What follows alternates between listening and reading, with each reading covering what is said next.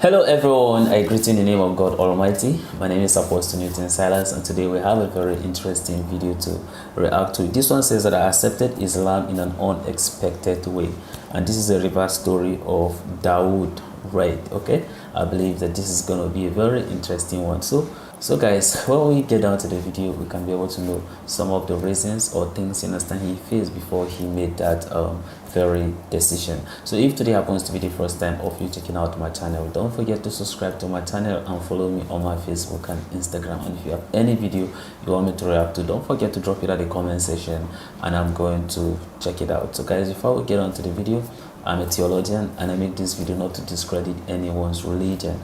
This is basically for educational purposes, and I believe that at the end of this video we all are going to learn from this. So guys, let's get on to the video and check this out. And in November of last year, the opportunity for the transplant came up, and we travelled 4 hours to Sydney to the hospital where it was going to be performed.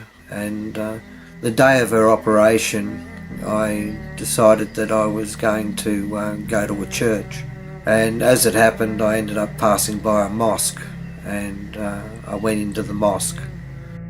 Everyone who converts to Islam always says that they are returning to Islam. This is because they were born Muslims and were only brought up in their parents' religion. Daud Reid, formerly David Reid, is a man from Canberra, Australia. He was raised and educated in a Catholic environment. At the age of 60, he finally got the most beautiful thing in his life, which was to convert to Islam. At the age of 20, Daud Reid began to drift away from the Catholic Church. His understanding of the Trinity began to loosen. It didn't make sense to him. But all I knew was that I had no faith in the Trinity and in my upbringing in the Catholic Church, and I couldn't ever fathom how, that God could be God, the Father, God could be God, Jesus, and God could be God, the Holy Spirit. That was always three to me. I never knew who to pray to, and I felt divided, absolutely divided. Daud Reid is married and has 2 children. Every parent loves their children, so does Daud Reid. He is very happy with his children, but his happiness had to stop. His second child died of cancer at the age of 7. Daud Reid was very sad. He could not accept God's destiny. He really hated God at that time. My young second son died of cancer at the age of 7, which was a very sad time in my life. And it was also the time that I turned totally against God. I hated God, and to prove it, I went and got a tattoo of a pentagram on my left hand, which I've since had removed. But it shows you the mindset I had at the time after the loss of that child. The trials and tribulations in his life came one after another. After Daud lost his beloved son, he almost lost his beloved wife. She had to undergo a lung transplant due to her illness. But this time, Daud surrendered and accepted reality. He surrendered to God, he prayed, and wanted to go visit the church. I'd resigned myself to the fact that I was going to lose my wife of 30 years. And I can remember standing in the kitchen alone and very sincerely calling out to God. And I remember that my mindset was, if it's your will, God, save my wife. And if it's not, I'm going to accept it. I'm just going to accept it. My wife came out of the intensive care unit, and they were sort of like saying the next time would be the end. And 2 days later, that telephone call came from a Sydney hospital, St Vincent's Hospital, saying there were some lungs available.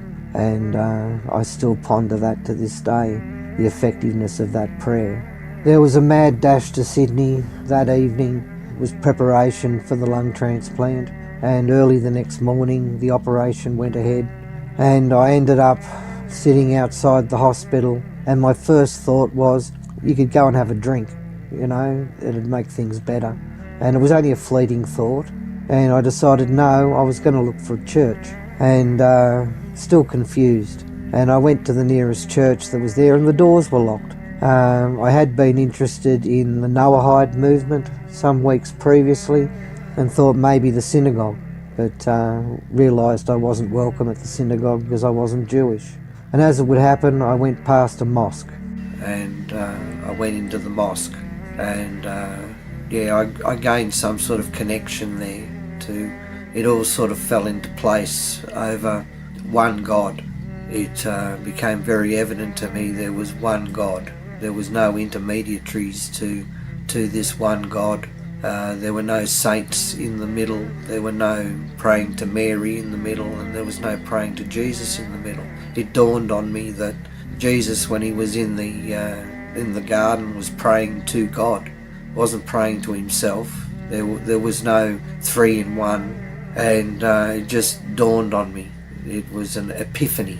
And then I realised, I decided that I wasn't going to rush into this, so I made some inquiries, and I ended up meeting a nice Muslim man who said he'd lead me through a course called Understanding Islam, and I saw him for several weeks, 3-4 times a week, and he led me through the program, and eventually it all made perfect sense to me. Absolutely made perfect sense to me. Daud had no more doubts.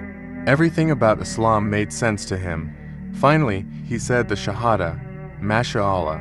أشهد أن لا إله إلا الله وأشهد أن محمدا عبده ورسوله. That's it. You're a Muslim. Welcome to Islam. Trials are not fun. Trials also come in different forms. It can be in the form of wealth, physical, poverty, children, wife or husband, even to work and business relationships. However, the trials given by Allah to His servants are actually a form of Allah's love. And with these trials, humans are ready to enter a new step, whether to get closer to Allah or vice versa, away from Allah. The thing that must be remembered, every test or trial given is always tucked away the solution. Islam is the solution to all life's problems. That the morals and the guidelines of Islam could cure a lot of the world's ills, and it certainly has in my life. God answered me. The transplant of my wife was successful. I've now gotten her, and I'm very thankful to God for that. That's all for today's video. Hopefully, it will inspire many people. Go back to the Quran, because all the answers to your questions are there. Don't hesitate. Open the Quran and read it. Thanks for watching. In November. This is a very interesting video. Watching this revered story, of course, is very touching one. Of course, it's something that even him, you understand, was not expected it to happen. But anyway, things like that, you understand, happen. You know, one thing about this life is sometimes we do face these trials, comes to us, hardship and all that. But then when all these things, you understand, happen, I think that what you should do as a believer is you should rejoice, because God is about to do a new thing in your life. And that's why when you look at, you understand, the story of this very man Daud, you realize that he was really facing, you understand, a lot of challenge of losing a child, the challenge of losing a wife and all that, and he was just there being confused, asking himself like, what should he do? And that's when he began to pray to God, and that's why, you understand, God was able to set him free.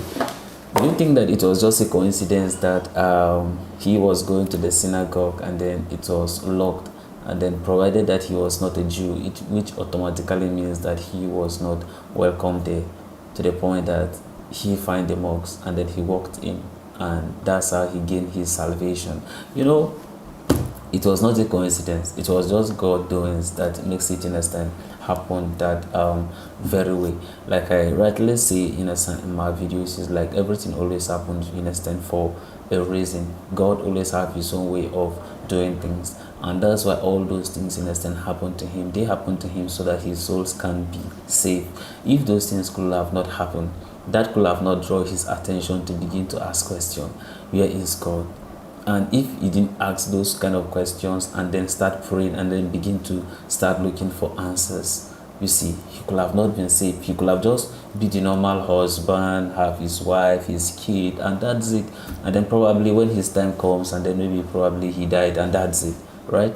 But then when all those things in a sense happen, that's when he begin to ask himself, you understand, those questions. So it means that he, at his comfortable state, he tends not to ask all these questions. And all these things is all applicable to some of us. Sometimes when we are living, you understand, a happy life, you have the money, you have the house, you have your children, you buy whatever you want to buy, you have a healthy life and all those things, right? At that point in time, you begin to start feeling as if maybe probably it's by your own power that makes you to have all those health and wealth and all that, right? But then when challenge in a sense begin to happen, that's when you begin to start asking yourself at some point, I do not know, I'm not saying always, but then at some point, for people who may be living very comfortable, they have almost everything, at some point some of them end up like kind of becoming atheists, or even if they choose to still be a Christian or a Muslim, at some point you see that they are not that very dedicated, or they're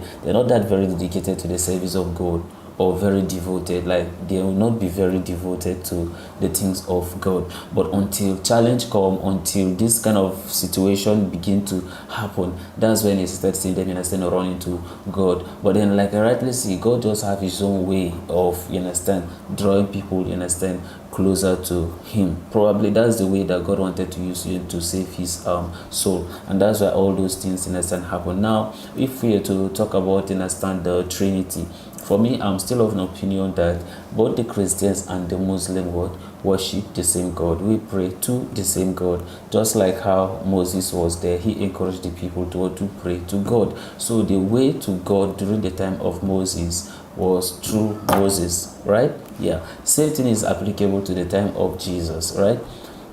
Christians believe that God manifests himself, in the human form, right? And that is when the Jesus Christ came into this world. Don't forget, you understand, the story of how Jesus Christ came, you understand, the revelation from angel Gabriel or Jibril.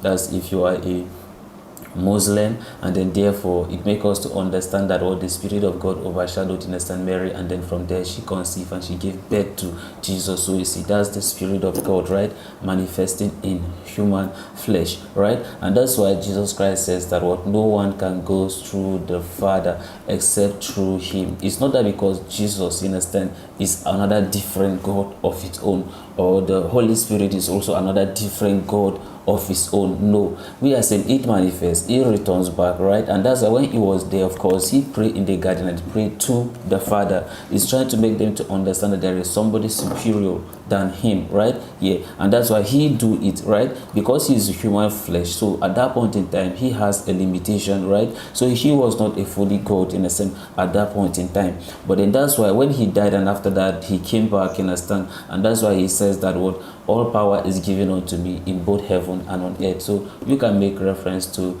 Matthew chapter 28 from verse 19, but then you can look at it from 17, where he came and he made the disciples before he told them, you go and then preach the good news, in a stand, and then baptizing them in the name of the Father, the Son, and the Holy Ghost. Even though the Muslims don't believe, you understand, in some of those teachings and all that, but then it's very interesting. And that's why when you look at it, in the terms of Muhammad, right, then if you look at it in the terms of Muhammad, right, so it means that we follow through Muhammad, you understand, you go to God. So they are not saying Muhammad is a God, right? You got the point. Like, so now this is what is going to happen at the judgment day. On the judgment day, for those, or the Jews who believe that they want to follow the Mosaic law, right? So the Mosaic law is what they're going to use to judge them. For those who choose Isa alayhi salam, that's Jesus Christ, understand, as God, so they are going to use that, understand, whatever Jesus Christ have teach, understand, to go to judge. Same thing is applicable, understand, to the Muslim. If you says that you are a Muslim, of course, that's what they're going to use, understand, to judge you through the Quran. They'll use the Quran to be able to like judge you, to be able to make it to heaven. That's how it's all, understand, being across, religions, line. But then I know that, of course, a lot will not believe, what I'm saying. But then for me, I feel like, you understand, it's normal. Okay, it's normal, you understand. If you don't believe me, it's still normal. But then anyway, I would like you to still share your thought and opinion at the comment section. Let's have a very interactive dialogue at the comment section. So guys, this is the end of my video. If you like my reaction, you should like, share and subscribe. And if you have any video you want me to react to, don't forget to drop it at the comment section and I'm going to check it out. So guys, you remain blessed and I see you in my next video. Bye bye.